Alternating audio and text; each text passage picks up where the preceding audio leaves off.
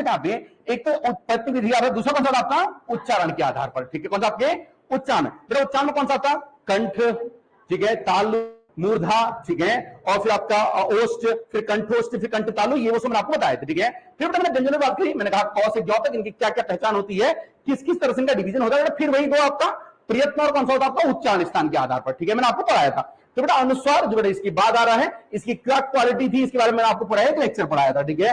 फिर बेटा मैंने क्या देखा, मैंने इसको देखा था, ये सब मैं आपको करा चुका, ठीक है। तो पहले चैप्टर में कंप्लीट करा चुका हूं, जरा इसके लगाते क्वेश्चन लगाते बेटा, पहले इसके करते इसके पहले इसके कुछ क्वेश्चन लगाते, फिर मैं आपको नेक्स्ट चैप्टर चलता हूं, ठीक है। लिखो इसके क्वेश्चन जरा पहला, चलो सुमिलित करो इसको फटाफट से, जल्दी करने का है, इसको सुमिलित करो, मिलाना है आपको बेसिकली, वहां के तार वहां जोड़ देने हैं, ऐसे तार जोड़ने हैं, आपको पता ही होगा कैसे करना होता है। हो गया है, ठीक है। मूल सर बेटा कौन सा है, गौ वाला बेटा, ठीक है, कौन सा है आपका गौ वाला, यानी बेटा ओ ई उ। मैंने आपको बता दिया है कि हिंदी में जो री है ये मूल स्वरों से हट चुका है, याद है कि नहीं याद है आपको, स्वरों से ही हट गया, ये मूल स्वर तो छोड़ो आप, स्वरों से ही हट गया है। ऐसा क्यों हट गया है बेटा, मैंने आपको समझाया था कि स्वर कौन होते हैं, जिनके उच्चारण में मुख में बाधा पैदा नहीं होती है, मतलब जीभ जो है कहीं पे टच नहीं होगी। जैसे आप अगर ई बोलोगे ई, तो बेटा ई आपका कहां से आता है, तालु से आता है, ये बेटा आपका तालु वाला एरिया है, ये दंत वाला एरिया है, और ये मूर्धा वाला एरिया है। ई बोलेंगे तो बेटा जीभ हमारी कहां तक जाएगी, यहां तक जाएगी जरूर, लेकिन इसमें टच नहीं होगी। अगर टच होगी तो बेटा क्या हो जाएगा, अवरोध पैदा हो जाएगा। तो भाई फिर आपकी जो स्वर है वो तो स्वर ही नहीं रहेगा ना फिर, क्योंकि बेटा स्वर क्या होते हैं, जो स्वतंत्र उच्चारित होते हैं, जिनमें अवरोध पैदा नहीं होता है। लेकिन बेटा मैंने आपको बताया था अब री का जब हम उच्चारण करते हैं तो जीभ यहां टच हो जाती है, ठीक है। शुद्ध री जब हम संस्कृत में बोलते हैं तो री का बेटा यहां उच्चारण नहीं होता है, लेकिन हिंदी में री यहां पे टच हो जाती है, इसलिए री को बेटा हमने क्या कर दिया है, स्वरों की श्रेणी से बाहर निकाल दिया गया है, क्योंकि बेटा री के बोलने में क्या हो रहा है, अवरोध पैदा हो रहा है। इतनी बात सबको समझ आ रही, ठीक है। चलिए दूसरा दीर्घ स्वर बेटा, कौन से दीर्घ स्वर बोलो रबे, कौन से दीर्घ स्वर आपके, ये बेटा आपका दीर्घ स्वर है अल्प प्राण। अल्प प्राण कौन से है, अल्प प्राण कौन कहेगा बेटा, बोल दो यरो लो, ठीक है बेटा। आपको याद है मैंने लिखाया था पहले अल्प प्राण, पहले मैंने लिखा था अल्प प्राण, फिर लिखाया था महाप्राण, फिर अल्प प्राण, फिर महाप्राण, फिर महाप्राण, फिर आपके बेटा कौन से अल्प प्राण। मैंने कहा था इसके आगे लिख दो भैया, यहाँ पे क, यहाँ पे लिखना आपको क खो गो घो और ये आपका अंगो, बस चलता ही रहेगा, ठीक है। फिर आपका क चौ टो, ठीक है, तो और प, यहां बेटा आपके सभी यहां आ गए हैं, और यहाँ पे अंगो यो अणो नौ और मो, ठीक है। तो बेटा ये सब भाई आपका ये सब क्या है, आपके अल्प प्राण, ये सब क्या है महाप्राण, ये सब क्या है अल्प प्राण, ये सब क्या है आपके महाप्राण, और सब क्या है आपके अल्प प्राण है, ठीक हो गया है। इसके अलावा फिर बेटा अल्प प्राण के नीचे अल्प प्राण यहां लिखना है यो रो लौर वो, ठीक है। फिर बेटा यहां पे आ गया आपका महाप्राण, और यहां पे जा जाएंगे आपके तालव्य स्व, मूर्धन्य स्व, दंत स्व, रहो। क्लियर हो गया है, ये बात सबको समझ आगे नहीं आगे, ठीक है। चलिए तो अल्पाण की बेटा बात करते हैं, तो यहां कौन सा दिख रहा है आपको, कौन सा दिख रहा है आपको, घ वाला, ठीक है। और अघोष कौन से होंगे, अघोष बेटा कौन से होंगे, फिर आपका एक ही तो बचा हुआ आपका, मैंने बेटा आपको समझाया है। इधर लिखना बेटा, देखो यहां मैंने अल्पाण महाप्राण शुरू करता हूं, तो यहां मैं पहले अघोष शुरू करता हूं, अघोष, और कौन सा आपका पे सघोष। सर कैसे लिखना है, को खो गो घो अंगो, 3 5 3 5 2 5 नहीं करना है, हमको ऐसे लिखना है, ठीक है। क खो गो घो अंगो, फिर आपका चौ छो जौ झो यो, इतनी बात सबको समझ आ रही कि नहीं, ठीक है। तो बेटा ये कौन सा आपका आ गया है, कौन सा आ गया आपका, ये आपके अघोष है बेटा, कौन सा आ गया, खो इधर आ जाएगा आपका, खो आ गया, छो आ गया, फिर इधर आपके नीचे आपका प और फो आ जाएगा, फिर बेटा इधर आपका ये सो आ जाएगा। इतनी बात सबको समझ आ रही कि नहीं आ रही है, पहले ही सारी चीजें पढ़ा चुका हूं, ठीक है। तो आपको सुमेलित कीजिए, पहला सब पसंद आ गया है, ठीक है। चलिए लिखो क्वेश्चन नंबर 2, सेकंड नंबर लिखो, क्वेश्चन बेटा लिखो सेकंड, अवृत्तामुखी, ठीक है। असंगत विकल्प चुनना है, मतलब जो गलत है, गलत विकल्प चुनना। 3 सही है इसमें, 3 सही है इसमें, सॉरी अवृत्तामुखी।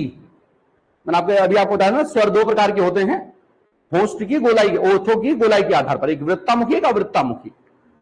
ठीक है, बताओ बेटा कौन सा इसमें आपको अलग दिख रहा है? दिमाग लगाना है, गलत नहीं करना है। गुंजन तुमने कर लिया है? बता दो बेटा कौन सा किया तुमने?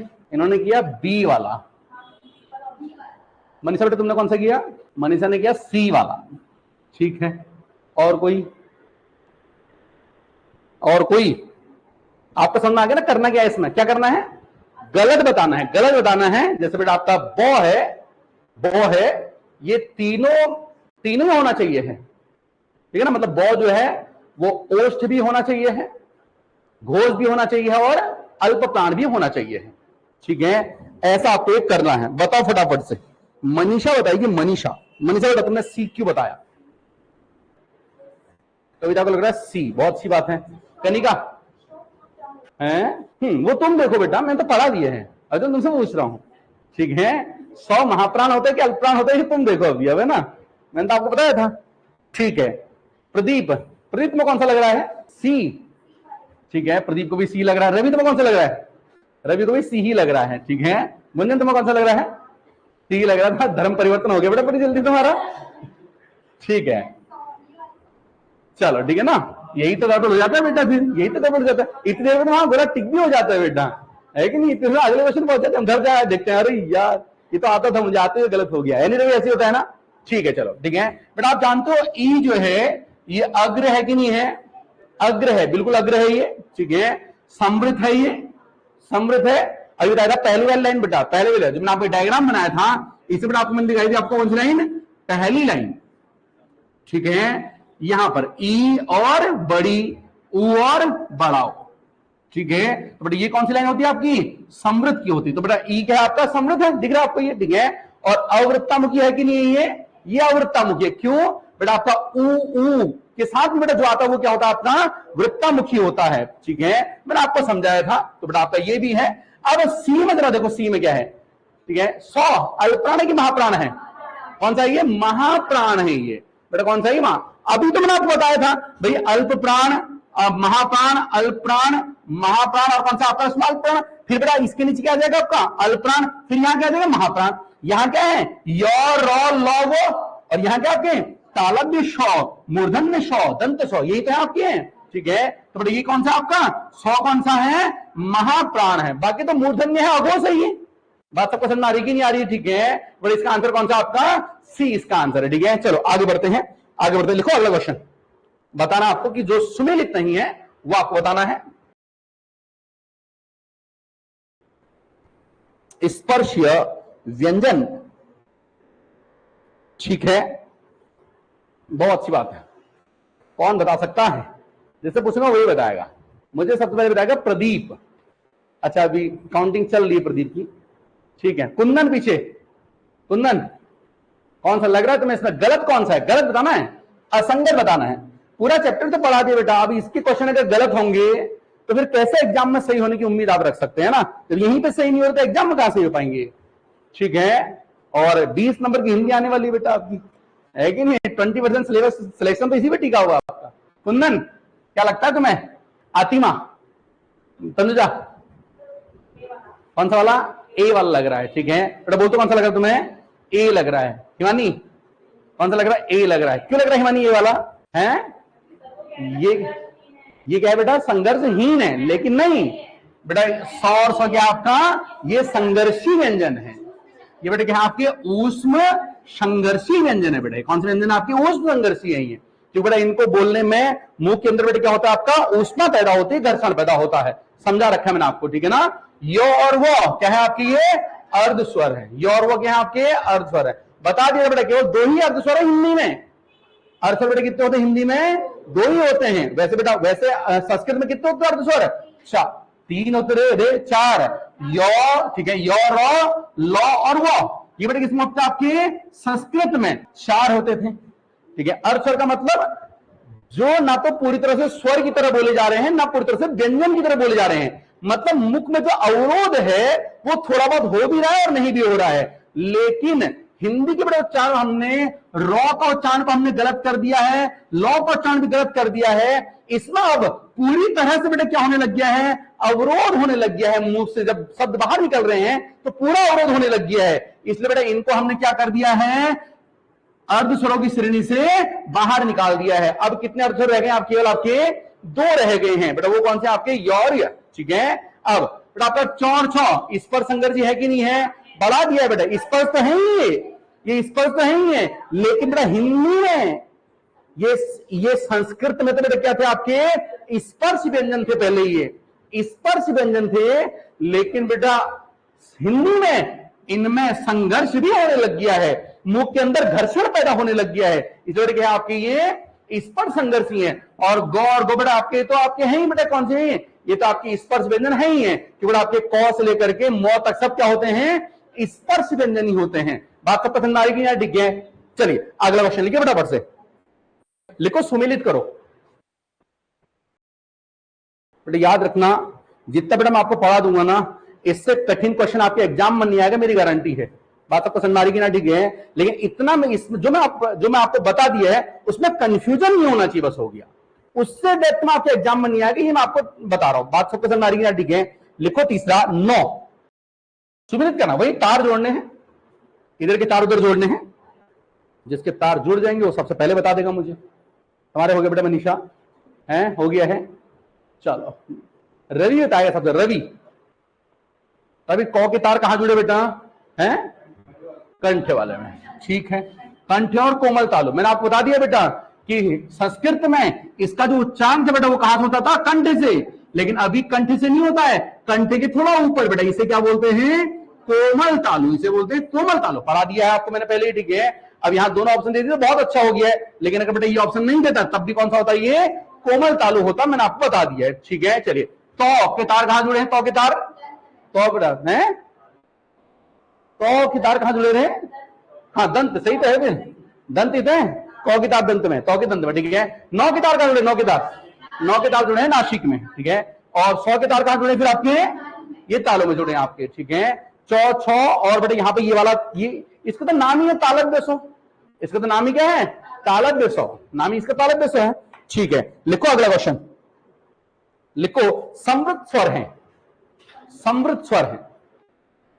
ये तो तुमने बता दी कि लग रहा मुझे तो खुश हो रही है, बहुत अच्छा, बढ़िया क्वेश्चन आ गया अपने वाला। अभी तो बताया ना, साहब नहीं है, अगर मैंने अभी नहीं बताया था मैं डरिए, इसमें तो अभी भी कंफ्यूज हो जाते, वो तो मैंने अभी रिपीट करा रखा है। इसलिए लिखो समृद्ध बताना, आपको समृद्ध बताना है, ठीक है बेटा। ऑप्शन ए, ठीक है। करण कौन सा लग रहा है सही, अभी बताया था करण बेटा, तुमसे इसलिए पूछ रहा कि तुम देर में आए थे, तुम्हारा आंसर पहले बता दिया था मैंने। बात समझ आ रही कि नहीं आ रही है, ठीक है। तनुजा कौन सा वाला है, फर्स्ट वाला बेटा। अभी मैंने आपको डायग्राम बताया था बेटा, कौन सा डायग्राम, ये वाला डायग्राम, ठीक है बेटा। ई और इधर क्या होता है आपका, ऊ और बड़ा ऊ, और बेटा ये किसकी लाइन है, ये समृद्ध की लाइन है, ये लाइन किसकी, आपकी समृद्ध की लाइन है, ठीक है। इसके नीचे बेटा कौन सा होता है फिर आपका, ई के नीचे ए बेटा क्यों लिखते हैं यहाँ पे, क्योंकि ए किससे बना है, और ई से मिलके बना होता है, ठीक है। तो बेटा इसके नीचे क्या आ गया आपका आई, और इसके नीचे क्या आ गया आपका ओ। सर क्यों आता है, क्योंकि बना होता है ओ प्लस ऊ से मिलकर बना, तभी इसके नीचे आ रहा है, ठीक है। और ये बेटा क्या होता है आपका औ, ये आपके क्या होता है आपका औ आपका होता है, यहाँ आपका आता है आ, और बेटा यहाँ बीच में क्या आ गया आपका, ये बीच में क्या आ गया ओ, और यहाँ क्या आ गया ये आपका आगत वाला। बात सब पसंद आ रही कि ना, ठीक है। बेटा इसका मतलब पहली बेटा लाइन कौन सी है, समृद्ध की, दूसरी कौन सी है, अर्ध समृद्ध, बेटा तीसरी कौन सी है, अर्ध विवृत की बेटा लाइन है, और बेटा चौथी लाइन कौन सी है, विवृत की लाइन है। सर कौन सा सही होगा आपका, ये वाला होगा, ठीक है बेटा। ओ क्या है आपका, अर्ध समृद्ध, और औ क्या है, आपका अर्ध विवृत है। ए क्या है, बेटा आपका अर्ध समृद्ध है, ठीक है। और आई क्या है, अर्ध विवृत है, ठीक है। और ओ क्या है, ओ बेटा क्या है, ओ अर्ध विवृत है, और आ बेटा क्या आपका विवृत है। बात सबको समझ आ गई नहीं आ गई है, बहुत अच्छी बात है, ठीक है। चलो लिखो अगला क्वेश्चन, किस क्रमांक में स्पर्श व्यंजन नहीं है, किस क्रमांक में स्पर्श व्यंजन नहीं है, योर बताओ कौन सा बेटा आपके इसमें है, योर, ठीक है। आपको बेटा पता है कौ से लेकर बेटा कहां तक होते हैं आपके, मौ तक के, ठीक है ना। ये सब बेटा क्या होते हैं आपके स्पर्श होते हैं, लेकिन इसमें जो चौ वाला होता है ये क्या होता है, स्पर्श प्लस संघर्षी होता है, और बाकी सब क्या होता है आपकी ये होता है, ठीक है। और इसके नीचे आपकी ये वाले जो य और है, ये क्या है आपके अर्ध स्वर है, अंतस्थ है, ये क्या है आपके अंतस्थ है। अंतस्थ का मतलब मैंने क्या बताया था, बीच का, बीच का। अंतस्थ का मतलब अंत नहीं होता है, बीच का, जो ना बेटा स्वर जैसे नहीं व्यंजन जैसे है, ठीक है। लिखो बेटा अगला क्वेश्चन फटाफट से। मूर्धन्य ध्वनियां कौन सी हैं? मूर्धन्य बताना आपको, इसमें मूर्धन्य आपको बताना है। मूर्धन्य मैं केवल दो ऑप्शन लिखा रहा हूं, ठीक है, क्योंकि आप मुझे पता है आप बता दोगे। लिखो चौ छो जौ झो, ऑप्शन एक है चौ छो जौ झो मूर्धन्य ध्वनिया, मूर्धन्य ध्वनिया चौ छो जौ झो और टो ठो डो ढो, टो ठो डो ढो। हर्षित कौन सी है? टो ठो डो ढो बेटा क्या है आपकी मूर्धन्य ध्वनियां हैं, ये आप बता दोगे, मुझे पता है, ठीक है। चलिए आपको बताना है बेटा, अगला क्वेश्चन लिखो। केवल अल्प प्राण ध्वनियों का समूह कौन सा है? केवल अल्प प्राण ध्वनियों का समूह, अल्प प्राण ध्वनियों का समूह बताना आपको, ठीक है। अल्प प्राण ध्वनियों का समूह आपको बताना है। अगला क्वेश्चन लिखो, केवल अल्प प्राण ध्वनियों का समूह, सही है ना? अरे दो लिखेंगे तो गड़बड़ नहीं जाएगा, ऑप्शन गलत हो जाएगा, ठीक है। बताओ केवल अल्प प्राण बताना, केवल अल्प प्राण। हम बोल दो, बोलते बेटा कविता कौन सा लग रहा है तुम्हें? इसे यो लिखो, यो, इसे लिखो यो। कौन सा बेटा बता दो, कौन सा वाला है? बी वाला है, ठीक है। चलो बेटा कैसा लगा आपने? अल्पप्राण, महाप्राण, अल्प प्राण, महाप्राण और अल्प प्राण, ये आपको पता है बेटा, आपको है ना, ठीक है। तो इसे आगे क ख ग घ अंगो आ गया, ठीक है ना। तो इसके नीचे चौ छो जौ झो यो टो ठो डो ढो नो, ऐसा आपका आ गया, ठीक है। तो बेटा ये क्या है आपका? क ख गो, ये अल्पप्राण है क्या? नहीं तो क बेटा क्या आपका अल्पप्राण, लेकिन ख क्या आ गया आपका इसमें? महाप्राण आ गया, ये तो गड़बड़ बात हो गई है। और गौ क्या है? चलो गौ का अल्पप्राण है, ठीक हो गया। इसमें चौ, चौ क्या है बेटा आपका? अल्पप्राण है, ठीक है ना। जो चौ यहां आ गया, छो ये आ गया आपका जौ, फिर आपका झौ, और ये क्या आ गया आपका यो, ठीक है। तो बेटा ये क्या आपका अल्पप्राण, ये आपका हो गया महाप्राण, ये आपका हो गया अल्पप्राण जो, ये आपका फिर महाप्राण हो गया, ये क्या आ गया आपका अल्पप्राण, ठीक है। तो ये समूह क्या आपका ठीक समूह है, ठीक है। आगे लिखो अगला क्वेश्चन लिखो। यदि नीचे के होठ को पूरी तरह से काट दिया जाए, लिखो यदि नीचे के होठ को पूरी तरह से काट दिया जाए तो किस ध्वनि के उच्चारण में कठिनाई होगी?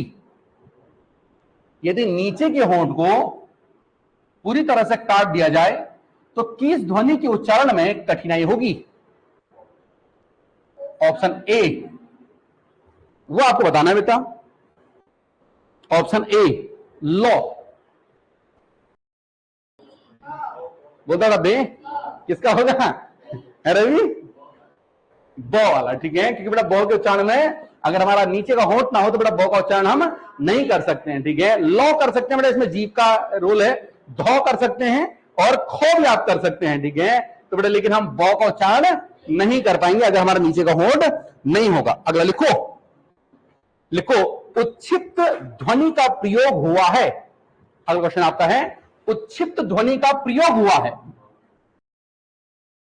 बताओ उच्छिप्त का प्रयोग किस में हुआ है? बेटा उच्छिप्त का प्रयोग किस में हुआ है? पढ़ाई में हुआ है। बेटा आप जानते हो बेटा उच्छिप्त कौन से होते हैं आपके? ये हो गया आपका और ये हो गया आपका, ठीक है। इनाम क्या उच्छिप्त और क्या बोलते हैं इनको?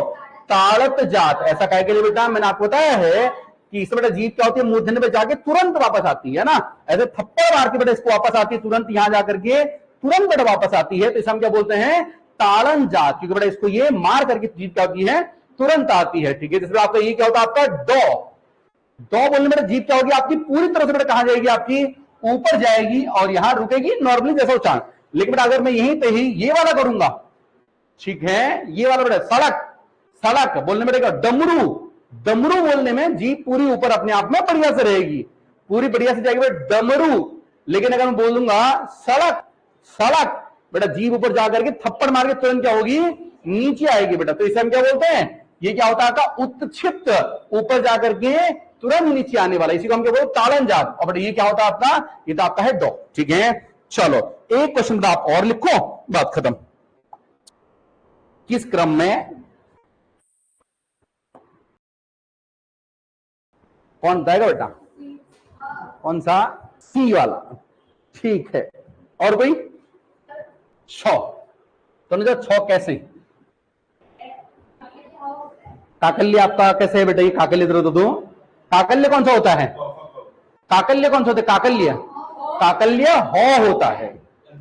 काकल्य बेटा क्या आपका? हो होता है। यहां तो बेटा आपको केवल और कुछ देखना नहीं था बेटा, केवल काकल्य देखना है। काकल्य एक ही तो होता है आपका। काकल्य को हम एक और नाम देते, क्या बोलते हैं इसको? अलहीजीवी। जो छोटी जीभ से बोला जाता है, यहां पर जो छोटी जीभ होती है ना बेटा आपकी, उससे बोला जाता है बेटा, वो क्या होता है हमारा? हो। तो बेटा यहां तो हमें कुछ देखना नहीं था बेटा, इसका आंसर क्या आपका? कौन सा आंसर है आपका? हो बेटा क्या आपका? ये और ये है, मैंने आपको समझा दिया। ठीक है, ये मेरे ख्याल से आप कर दोगे अब। और मुझे कोई क्वेश्चन लिखाना है कि आपको? हाँ, ये सब आप कर दोगे बेटा। एक क्वेश्चन लिखो, लिखो हिंदी की स्पर्श घोष महाप्राण। स्पर्श घोष महाप्राण हिंदी में देखना आपको। स्पर्श घोष महाप्राण ओष्ठ्य ध्वनि है। ठीक है, क्वेश्चन आपका है, ध्यान से बताना है बेटा आपको। स्पर्श है, स्पर्श भी होना चाहिए है, घोष भी होना चाहिए है, महाप्राण भी होना चाहिए है, और ओष्ठ भी होना चाहिए है।